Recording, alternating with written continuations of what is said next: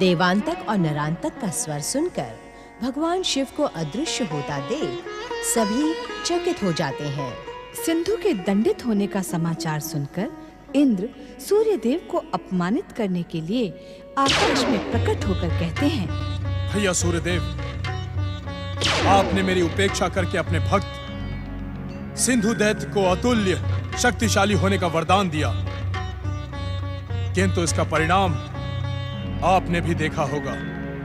परमदेव श्री महागणेश की कृपा से आज भी मेरा स्वर्ग सुरक्षित है। भविष्य में मुझे चुनौती देने की भूल कदापि न करना।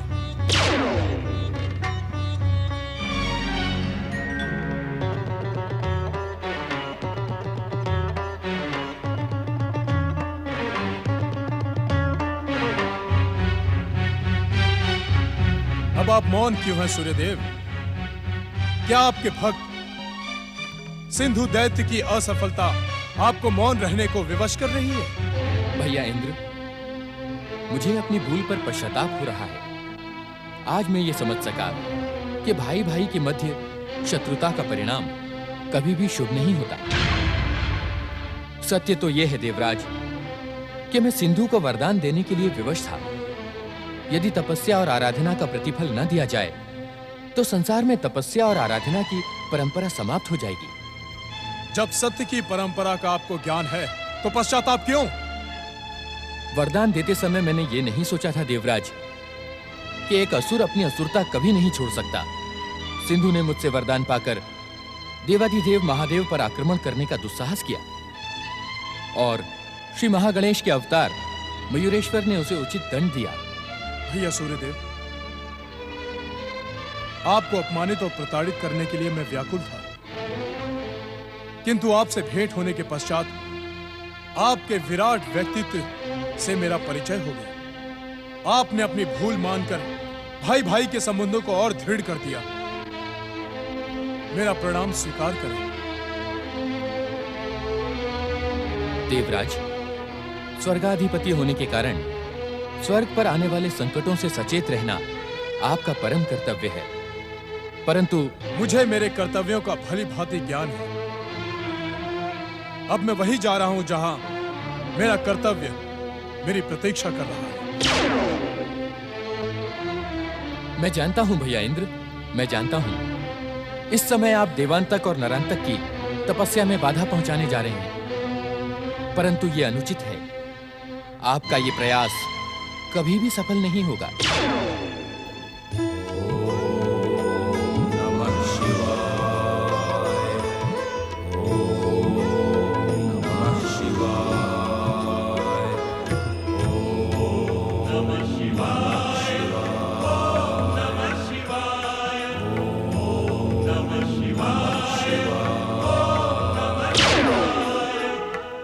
मैं जानता हूं कि तुम मेरे स्वर्ग पर अधिकार प्राप्त करने के लिए शिव आराधना कर रहे हो, किंतु तुम्हारी यह तपस्या मैं संपूर्ण नहीं होने दूंगा। मेरा वज्र प्रहार सदा सदा के लिए तुम्हें नष्ट कर देगा। वज्र! सावधान इंद्र! ज्येष्ठ माता दीदी, आप यहाँ? देवताओं के राजा हो इंद्र। नीति, धर्म और मर्यादा की रक्षा करना तुम्हारा कर्तव्य है। तपस्यारत तपस्वियों की हत्या करने की आज्ञा क्या तुम्हारा धर्म तुम्हें देता है? दुष्टता की ये शिक्षा दुष्ट देवताओं को किस नीति शास्त्र ने दी है? क्या तुम्हारी माता अदिति ने तुम्हें यही संस्कार दिए हैं? प्रश्न नीति, मर्यादा, धर्म, संस्कार का नहीं है माता। राजा और उसके राज्य के लिए भविष्य में जो संकट बने उसका अंत करना राजा का प्रथम कर्तव्य है। किस कर्तव्य का स्मरण करवा रहे हो तुम? हाँ? अवसर मिलने पर भी अपने शत्रुओं को जीवित छोड़ना क्या उचित है? क्या इस भूल के लिए भविष्य इंद्र को क्षमा करेगा? भविष्य तुम्हें क्षमा करे अथवा ना करे, किंतु दैत्य माता दिति तुम्हें कदापि क्षमा नहीं करेगी। आपके क्षमादान की मुझे आवश्यकता नहीं है माता। देवांतक और नरांतक हमारे शत्रु हैं और शत्रु का अंत कर देना नीति सम्मत है। सावधान इंद्र, यदि तूने तपस्यारत देवांतक और नरांतक पर वज्र प्रहार करने की भूल की तो मैं अपनी परम दैत्य शक्ति से तुझे इसी समय भस्म कर दूंगी। दैत्य शक्ति प्रकट हो।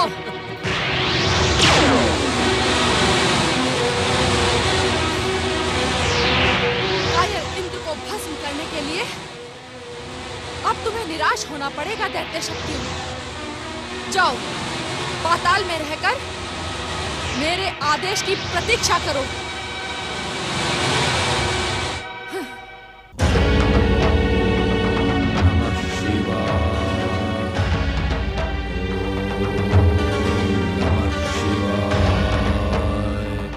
अपनी मूर्खता को विराम दो देवांतक नरांतक। मैंने तुमसे पहले भी कहा था, अब फिर कह रही हूं कि शिव आराधना में अपना समय व्यर्थ ना करो। शिव तुम्हें कदापि वरदान नहीं देंगे, क्योंकि वे महागणेश के अवतार श्री गणेश के पिता हैं। महागणेश ने पहले ही तुम्हारे लिए भविष्यवाणी कर दी थी कि उनका अवतार तुम्हारी मृत्यु का कारण बनेगा। इंद्र के वज्र से तुम्हारे जीवन की रक्षा करने वाली दैत्य माता दिति ही तुम्हारी शुभ चिंतक है। हाँ, तुम्हारी शुभ चिंतक है। उसकी आज्ञा मान लेने में ही तुम्हारा कल्याण है। अपनी तपस्या को विराम दो मूर्खों। शिव आराधना का त्याग करो।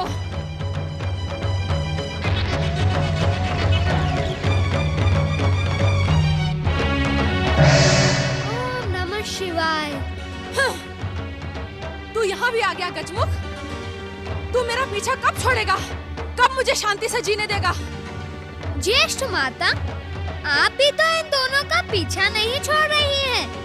मैं तो आपको शांति पहुंचाने के लिए प्रयास करता रहता हूँ। मैंने आपसे कितनी बार प्रार्थना की कि आप मेरी माता अदिति के साथ शांति पूर्वक रहें, परंतु आपके मन में तो नागिन जैसा क्रोध का विष भरा है। बहुत कट। उस नागिन जैसे विष के कारण ही आप पुनः क्रोधित हो रही हैं। अभी भी विलंब नहीं हुआ है ज्येष्ठ माता। मेरे साथ चलकर आप माता अदिति के आश्रम में सुख पूर्वक निवास करें। दुष्ट, हठी गजमुख, मैं तेरे हठ को भली भांति जानती हूँ।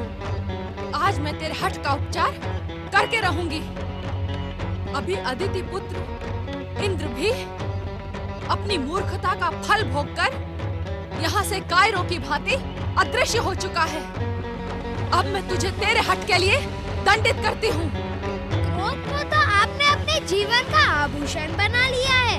मैं तो आपको भविष्य के लिए उचित परामर्श दे रहा हूँ। तूने दैत्य माता दिति को परामर्श देकर भयानक भूल की है।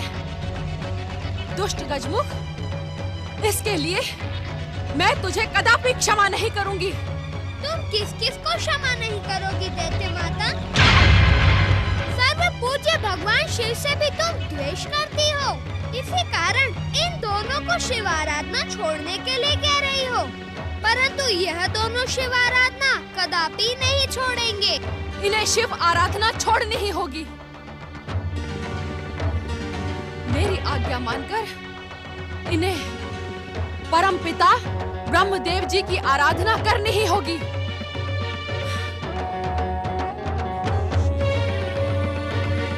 ज्येष्ठ माता, तुम इन्हें तपस्या का त्याग करने के लिए उस समय विवश कर रही हो जब इनकी तपस्या पूर्णता के निकट है। इन्हें वरदान देने के लिए भगवान शिव यहाँ पधारने वाले हैं। मेरी बात मानो ज्येष्ठ माता, यदि तुम भगवान शिव शंकर द्वारा इन्हें वरदान देते हुए देखना नहीं चाहती तो चलो मेरे साथ अदिति आश्रम।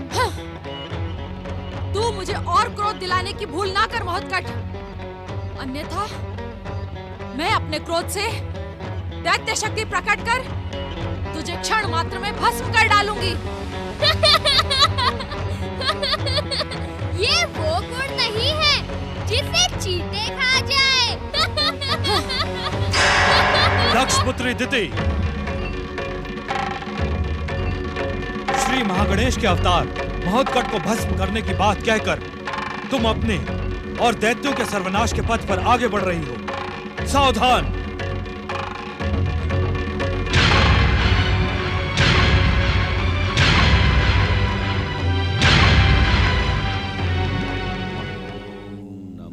शिवाय।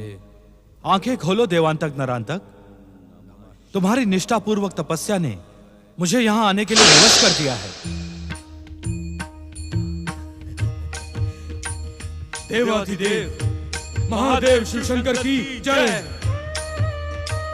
हम तुम पर प्रसन्न हैं देवांतक नरांतक, अपना इच्छित वरदान मांगो।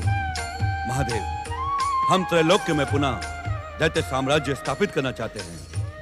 हे चंद्रशेखर, हम दानव, मानव, देवता सभी को अपने अधीन करना चाहते हैं। हमें ऐसी महान शक्ति दें जिसे संसार में कोई चुनौती न दे सके। यह तो वरदान में संसार की कोई भी शक्ति और वैभव छोड़ना नहीं चाहते। यह चाहते हैं कि वरदान पाने के पश्चात इनके अतिरिक्त सभी निर्बल, दीनहीन होकर रह जाएं। क्या इन्हें ऐसा वरदान देना संसार वासियों के प्रति अन्याय नहीं होगा? दुष्ट गजमुख, तू इनके वरदान में भी बाधा पहुंचा रहा है। तेरा ये साहस। दिति,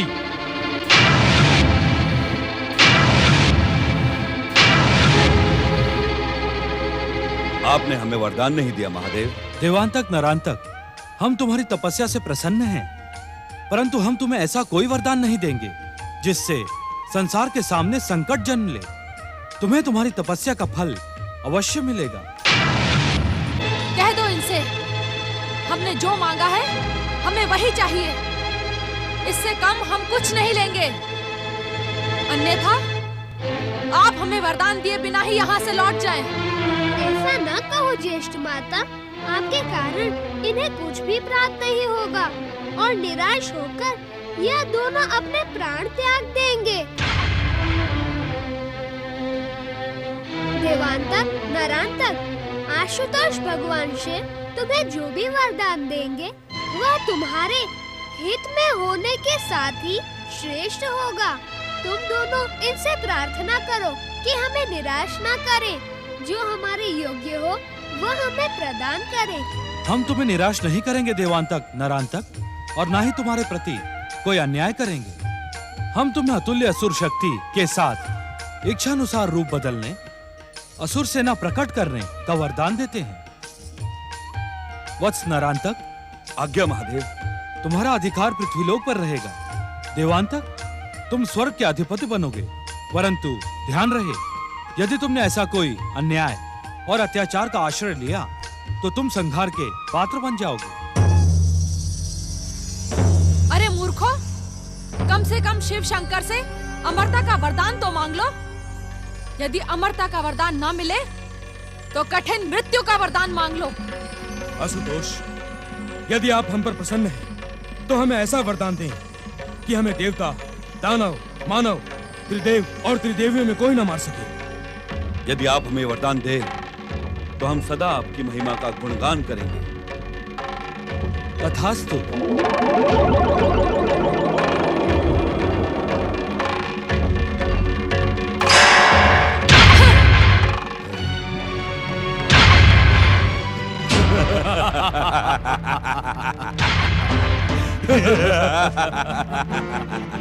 अधिक चतुराई दिखाने का परिणाम ऐसा ही होता है दैत्य माता।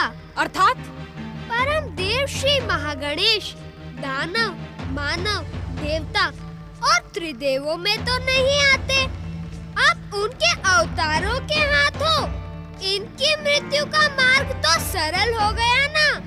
अभी भी समय है ज्येष्ठ माता, आप मेरे साथ अदिति आश्रम चले। दुष्ट गजमुख, तू मुझे बार बार अदिति आश्रम चलने को कहकर मेरा अपमान कर रहा है। अब आप चलना ही नहीं चाहती तो मैं यहाँ रुककर क्या करूँगा? प्रणाम। भगवान शिव आपके चित्त को शांति दे। स्वयं ही अदृश्य हो गया, अन्यथा मेरा क्रोध उसे उचित दंड देता। दैत्य माता दीदी, हमें इसी समय दैत्य गुरु के पास चलना चाहिए। अवश्य। इस शुक्राचार्य की मूर्खता के कारण ही दैत्य जाति को भयानक हानि हुई है। यदि तुम दोनों शिव आराधना ना करते तो मैं तुम्हें ब्रह्मा जी से अमरता का वरदान दिलवाती। अब इस शुक्राचार्य को प्रताड़ित करना ही होगा। चलो। ओम शिवाय नमः। ओम शंभुवाय नमः। ओम देवाधिदेवाय नमः। हे आशुतोष भगवान शिव शंकर, देवांतक और नरांतक ने आपकी आराधना करते हुए कठोर तपस्या की है। अब आप उन्हें इच्छित वरदान दें, यही मेरी आपसे विनम्र प्रार्थना है।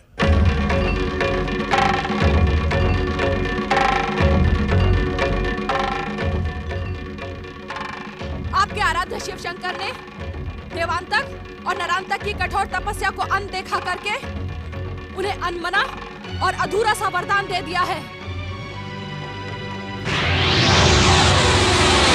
देवांतक नरांतक, हम तुम्हारी तपस्या से प्रसन्न हैं, परंतु हम तुम्हें ऐसा कोई वरदान नहीं देंगे जिससे संसार के सामने संकट जन्मे। तुम्हें तुम्हारी तपस्या का फल अवश्य मिलेगा, परंतु ध्यान रहे, यदि तुमने ऐसा कोई अन्याय और अत्याचार का आश्रय लिया तो तुम संहार के पात्र बन जाओगे। दैत्यों के आराध्य बनने का ढोंग करने वाले शिव नहीं चाहते कि दैत्यों का उत्कर्ष हो। वे दैत्य साम्राज्य को तीनों लोकों में स्थापित होते देखना नहीं चाहते। और इसके दोषी आप हैं शुक्राचार्य। आप अपनी शिव भक्ति के कारण आप दैत्यों को शिव आराधना का परामर्श देकर उन्हें भ्रमित करते हैं। भ्रमित। अपना दोष दूसरे के मस्तक पे मढ़ देना आपका स्वभाव बन गया है दैत्य माता। देवांतक और नरांतक महादेव से इच्छित वरदान अवश्य प्राप्त करते हैं, परंतु आपकी उपस्थिति ने शिव को क्रोधित कर दिया है। आपके कारण दैत्य जाति की भयानक हानि हुई है। दैत्य जाति आपको कदापि क्षमा नहीं करेगी। आप अपने क्षमादान की चिंता करें शुक्राचार्य। अब वो दिन दूर नहीं जब भोले भाले असुर और दैत्य अपने दैत्य गुरु को दैत्यों का बैरी समझने लगे। आपकी प्रेरणा से ये कपोल कल्पित असत्य यदि प्रसारित हो भी गया तो सत्य के एक ही झटके से वह चरमराकर ढह जाएगा। दैत्य गुरु शुक्राचार्य दैत्यों के सच्चे हित चिंतक है। दैत्य जाति का उत्कर्ष और कल्याण यही मेरे जीवन का एकमात्र उद्देश्य है। अपने हित चिंतन का परिणाम देख लो शुक्राचार्य। अनेक युगों तक शिव की लंबी तपस्या करने के पश्चात भी देवांतक और नरांतक को इतने साधारण वरदान प्राप्त हुए जिनकी इन दोनों वीर पातालवासी असुरों को आवश्यकता भी नहीं थी। ये वरदान तो मेरी कृपा से भी इन्हें प्राप्त हो सकते थे। दैत्य माता सत्य कह रही है दैत्य गुरु। शिव ने मुझे स्वर्ग विजय करने का वरदान दिया है, परंतु सावधान करते हुए यह भी कहा है कि यदि मुझसे तनिक भी अन्याय और अत्याचार हुआ तो मेरा सर्वनाश हो जाएगा। हाँ दैत्य गुरु, मुझे भी पृथ्वी का राज्य देकर शिव ने सावधान किया है। देवांतक, नरांतक, तुम दोनों को इच्छित वरदान मिलने पर भी तुम असंतुष्ट हो। इनके असंतोष का कारण है शिव की कूटनीति। शिव नहीं चाहते कि ये दोनों एक साथ रहें। अलग अलग रहने के कारण इन दोनों की संयुक्त शक्ति से त्रैलोक्य में ये दैत्य साम्राज्य स्थापित ना कर सके। ये शिव का अन्याय नहीं तो और क्या है। आशुतोष, भगवान शिव ने जो कुछ भी किया है वो उचित ही किया है। यदि इन दोनों ने अन्याय और अत्याचार के बल पर तीनों लोकों में असुर साम्राज्य स्थापित करने का अनुचित प्रयास किया तो इनका अंत निश्चित है। दैत्य और असुर यदि बल प्रयोग नहीं करेंगे, अन्याय और अत्याचार नहीं करेंगे, तो उनकी सत्ता को कौन स्वीकार करेगा?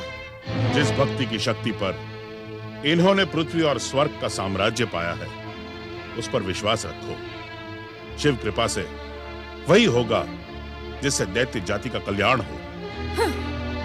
देवांतक, नरांतक, दैत्य गुरु एक बार पुनः दैत्य शत्रु का कर्तव्य निभा रहे हैं। इनके परामर्श से शिव आराधना करके तुम दोनों एक बार अपना सर्वनाश कर चुके हो। अब तुम वही करो जो मैं कहती हूँ। हमें आप पर पूर्ण श्रद्धा है दैत्य माता। आपका परामर्श हमारे लिए आज्ञा है। हाँ, कहे क्या करना होगा हमें? अपनी भयानक, विध्वंसक और विस्फोटक शक्ति का प्रयोग करके तुम दोनों दैत्य साम्राज्य की स्थापना करो। इस दैत्य शत्रु के समीप एक पल भी रुकना अब तुम्हारे लिए घातक सिद्ध होगा। जो आज्ञा दैत्य माता। दैत्यों के आराध्य भगवान शिव ने अपने वरदान से श्री महागणेश के अवतारों के हाथों इनकी मृत्यु को टाला था, परंतु आपके अभिमान के कारण इनकी मृत्यु कितनी निकट आ गई है। पश्चाताप के अश्रु बहाने के अतिरिक्त अब तुम्हारे पास कुछ भी शेष नहीं है शुक्राचार्य। अब तुम इस पर्वत गुफा में रहकर अपने शिव को प्रसन्न करने का मूर्खतापूर्ण प्रयास करते रहो। शिव शिव शिव शिव शिव शिव शिव भक्ति और शिव आराधना का रहस्य और परम आनंद आप क्या समझेगी दैत्य माता? आप पर तो प्रतिशोध और प्रतिरोध का लेप चढ़ा हुआ है। सत्य को पहचानने की शक्ति अब खो चुकी है। इस गुफा में बैठकर शिव को पुकार पुकार कर सत्य को पहचानते रहो शुक्राचार्य। असुर और दैत्य जाति को अब तुम्हारी तनिक भी आवश्यकता नहीं है। देवांतक और नरांतक की विजय की भूमिका अब मैं बनाऊंगी। दैत्य माता दीति, जिस प्रकार आपने अपने मिथ्या अभिमान का हलाहल विष अपने पौत्र तारकासुर को पिलाया था, उसी प्रकार आप देवांतक और नरांतक के मन में भी विष खोल रही हैं। इसका परिणाम दैत्य जाति को चुकाना होगा। अब इन दोनों की मृत्यु परम देव श्री महागणेश के अवतार के हाथों निश्चित है। ओम नमः शिवाय। नहीं नहीं नहीं, यदि भगवान शिव ने देवताओं के ऐश्वर्य को धूल में मिलाने के लिए दुष्ट देवांतक और नरांतक को वरदान दिया है, तो हम कायरों की भांति अपना मुंह छुपाकर यहाँ वहां नहीं घूमेंगे। हम अपनी शक्ति से दैत्यों को पराजित करके ही रहेंगे। क्षमा करें देवराज, देवांतक और नरांतक की महाविस्फोटक शक्तियों को अब शिव कृपा प्राप्त हो गई है। उनका विरोध करना देवताओं के हित में ना होगा। यदि हमारे भीतर आत्मविश्वास है तो शत्रु की शिव कृपा हमारा बाल भी बांका नहीं कर पाएगी। दैत्यों को हम स्वर्ग में प्रवेश नहीं करने देंगे। परंतु देवराज, वरदानित दैत्य शक्ति के सम्मुख देवताओं की पराजय तो... आप तो युद्ध से पूर्व ही पराजय की रूपरेखा बनाने लगे। लज्जा आती है तुम्हें देवता कहते हुए। वरुण देव। आज्ञा देवराज। इसी समय जाकर देव सेना को सचेत करें। दैत्य सेना के विरुद्ध युद्ध करने के लिए आवश्यक अस्त्र शस्त्र से सुसज्जित करें। जो आज्ञा देवराज, परंतु... अब किसी किंतु परंतु की आवश्यकता नहीं है। देवराजेंद्र युद्ध की घोषणा कर चुके हैं। इस युद्ध में दैत्यों को पराजित करना देवताओं का कर्तव्य निश्चित हो चुका है। अब इस निर्णय में किसी भी विचार की संभावना नहीं है। जैसी आपकी इच्छा देवराज। वरदानी दैत्यों के विरुद्ध यह युद्ध हमें अपनी शक्ति, अपनी युक्ति से किसी भी प्रकार से विजय करना है, जिससे भविष्य में स्वर्ग साम्राज्य वरदान में देने की परंपरा ही समाप्त हो। अग्निदेव। आज्ञा देवराज। आप इस देवासुर संग्राम के लिए देवगुरु बृहस्पति से परामर्श और सहायता प्राप्त करें। आप देवगुरु को संदेश दें कि वे अपनी भक्ति की शक्ति से देवताओं को अपराजित बना दें। पवन देव। आज्ञा देवराज।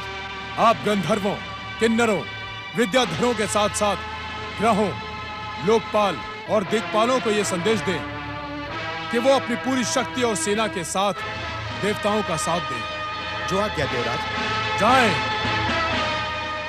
और इसी समय युद्ध का बिगुल बजाएं और बिगुल के स्वर कैलाश तक अवश्य पहुंचने चाहिए। जाएं।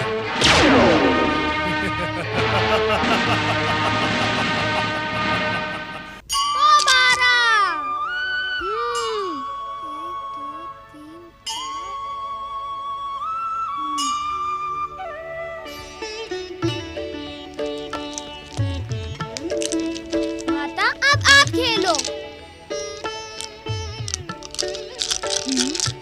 पौ 12।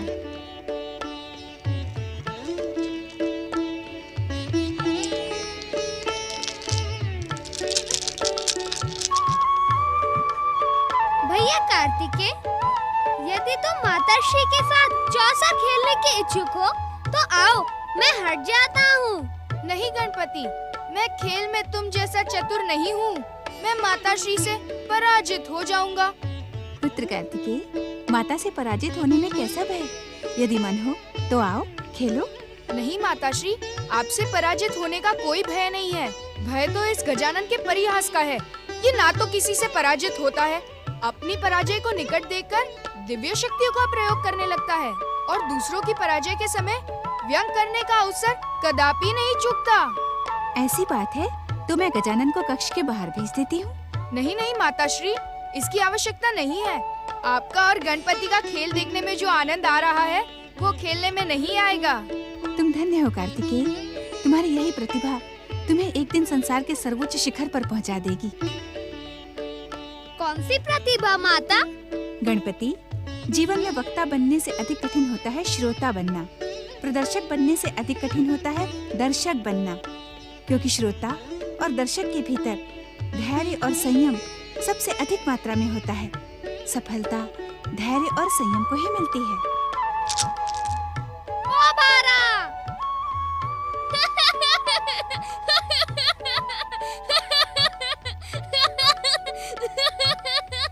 माता, आपका ध्यान खेल से अधिक बातों में था, इसीलिए आपको पराजय का मुख देखना पड़ा। ये उचित नहीं गजानन, तुमने मेरी असावधानी का लाभ उठाकर मुझे पराजित किया है। मैं पराजित नहीं हुई हूँ। माता और पुत्र के मध्य चौसर खेली जा रही है। देखिए स्वामी, चतुर गणेश ने अपने छल से मुझे चौसर में फिर से पराजित कर दिया। प्रणाम पिताश्री। चलो बड़े भैया, पिताश्री और माताश्री को चौसर का खेल खेलने दो। पिताश्री के सामने हमें माताश्री के साथ चौसर खेलने का कोई अधिकार नहीं है। माताश्री, यदि आप खेल में हार स्वीकार करना नहीं चाहती, तो मैं हार को आपका प्रसाद समझकर स्वीकार कर लेता हूँ। अब आप अपने इस वाचाल पुत्र को क्षमा कर दें। देखा पार्वती, पुत्र हो तो गजानन जैसा, ये अपनी माता को पराजित होते हुए भी नहीं देखना चाहता, जबकि पराजित भी इसने स्वयं ही किया है। नहीं पिताश्री, मेरे बड़े भैया के होते हुए मुझे अपनी प्रशंसा स्वीकार नहीं है। कहिए, पुत्र हो तो कुमार कार्तिकेय जैसा, जो अपनी माता के साथ खेलना ही नहीं चाहता, तो इसमें हारने और जीतने का प्रश्न ही नहीं उठता। देवी पार्वती, हमारे गजानन की बात का कोई उत्तर है तुम्हारे पास? गणपति, तुम वाचाल और चतुर होने के साथ साथ नटखट भी हो गए हो। स्वामी, हमारे लंबे समय के पश्चात हिमाचल से कैलाश लौटते ही आप अचानक कहाँ दृश्य हो गए थे? पिताश्री, क्या आपको हमारा कैलाश आना अच्छा नहीं लगा? पिताश्री, आपने ही तो माताश्री को बुलाने के लिए नंदी महाराज को भेजा था, फिर हम सब के आने पर आप अदृश्य क्यों हो गए? हमारे दो आराधकों की पुकार भी तुम सबने अवश्य सुनी होगी। उस समय उनकी तपस्या को वरदान देना आवश्यक था। पिताश्री, वे आराधक कौन हैं? और उन्हें आपने क्या वरदान दिया? पाताल लोक से दैत्य गुरु शुक्राचार्य की पुकार पर आए दो दैत्य देवांतक और नरांतक थे। पिताश्री, आपने देवांतक और नरांतक को वरदान दे दिया? तब तो वे निश्चित ही देवों और नरों का अंत करेंगे। उनके अत्याचार से सारे संसार आकार मच जाएगा। कुमार, गजानन, तुम दोनों चिंता न करो। महादेव दैत्यों के अंत का उपाय उन्हें वरदान देने से पहले ही निश्चित कर देते हैं। पिताश्री, आप जिसका अंत पहले से ही निश्चित कर लेते हैं, उसे वरदान ही क्यों देते हैं? कुमार, तपस्वी को वरदान देना ना एक परंपरा है, अपितु विधि का निश्चित विधान है। यदि तपस्वी को उसकी तपस्या का प्रतिफल ना मिले तो जप तप की परंपरा समाप्त हो जाएगी। क्षमा करें पिताश्री, बड़े भैया का प्रश्न कुछ और था। जिसका अंत पहले से ही निश्चित हो, उसे वरदान क्यों दिया जाए, यही पूछा था ना बड़े भैया। पुत्रों, दुष्ट दैत्यों को तपस्या का प्रतिफल और वरदान देने के पीछे एक परम पावन भावना होती है। अपने आराध्य से वरदान की कृपा पाकर उसकी भक्ति दृढ़ हो जाए, दुष्कर्मों को छोड़कर वो सत्कर्मों की ओर प्रवृत्त हो। परंतु प्रायः ऐसा होता नहीं। इसीलिए दैत्यों को वरदान देने से पूर्व उनके अंत का निर्णय निश्चित कर दिया जाता है। पिताश्री, आपने दुष्ट देवांतक और नरांतक के अंत का क्या उपाय निश्चित किया? उन दोनों का वध कौन करेगा पिताश्री? श्री महागणेश के अवतार के हाथों अत्याचारी देवांतक और नरांतक का अंत होगा। वही उस अवतार का प्रमुख उद्देश्य है। अब तुम दोनों अपनी बातों को विराम दो और हमें चौसर खेलने दो। अवश्य पिताश्री। चलो भैया, हम लोग भी बाहर चलकर किसी खेल का प्रबंध करते हैं।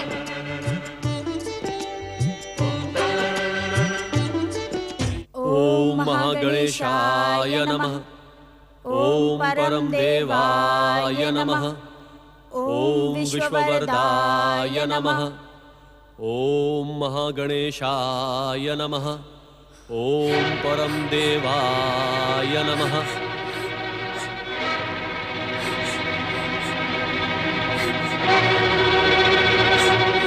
क्या हुआ देवी अदिति?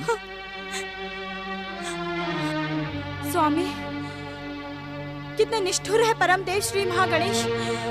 मुझे महत्कट जैसा महान पुत्र प्रदान करके उन्होंने उसे अपने पास बुला लिया। ये आप क्या कह रही हैं देवी अदिति? शांत हो आप। अब मैं शांत नहीं रह सकती स्वामी। महत्कट के बिना मैं एक पल भी जीवित नहीं रहना चाहती। मैं इसी समय इस पर्वत शिखर से छलांग लगाकर अपने जीवन का त्याग कर दूंगी। देवी अदिति, आप तो धैर्य की माता हैं। परम देव श्री महागणेश की दयालुता पर संदेह न करें। ये अवश्य ही उनकी कोई लीला होगी। नहीं स्वामी, यदि परम देव की ये लीला होती तो अखंड आराधना से प्रसन्न होकर वे अवश्य ही हमें अपनी लीला का संकेत देते। ऐसा भी तो हो सकता है देवी कि वे हमारे धैर्य की परीक्षा लेने के लिए ऐसा कर रहे हो। नहीं स्वामी, परम देव श्री महागणेश की भक्तिन के रूप में मुझे उनकी हर परीक्षा स्वीकार है, परंतु महत्कट की माँ के रूप में मुझे कोई परीक्षा स्वीकार नहीं। यदि मेरे मातृत्व में त्रुटि है, यदि मेरा मातृत्व लांछित है, तो मेरा पुत्र लौट कर ना आए। धैर्य धारण करें देवी अदिति। अपनी अधीरता और व्यग्रता को छोड़कर सच्चे मन से परम देव श्री महागणेश से प्रार्थना करें। वे अवश्य हमारी प्रार्थना स्वीकार कर लेंगे देवी अदिति। नहीं स्वामी, अब मैं एक क्षण भी प्रतीक्षा नहीं करूंगी। अब परम देव श्री महागणेश को इस बात का निर्णय करना ही होगा कि मेरी भक्ति सच्ची है अथवा नहीं, मेरा मातृत्व श्रेष्ठ है अथवा नहीं। देवी अदिति, स्वामी, मैं प्राणायाम द्वारा अपने श्वास को रोक लूंगी। मेरी साधना तक यदि महत्कट लौट कर नहीं आया तो मैं अपनी कुंडलिनी जागृत करके अपने प्राण त्याग दूंगी। देवी अदिति, देवी अदिति, मैं आपको भक्ति योग से हठ योग की ओर जाने नहीं दूंगा। देवी अदिति, देवी अदिति, मेरी बात सुनिए। देवी अदिति, हे परम देव श्री महागणेश, हे विश्व को वरदान देने वाले परम देव, यदि एक क्षण के लिए भी मैंने आपकी सच्ची भक्ति की है तो हमारी रक्षा करे प्रभु, हमारी रक्षा करे प्रभु, हम पर कृपा करे परम देव, हे क्षमा निधान, हमको क्षमा करे।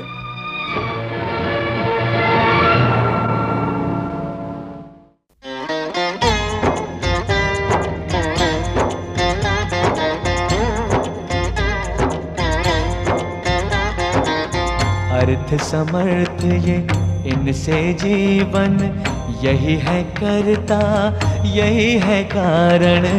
अर्थ समर्थ ये इनसे जीवन, यही है करता यही है कारण।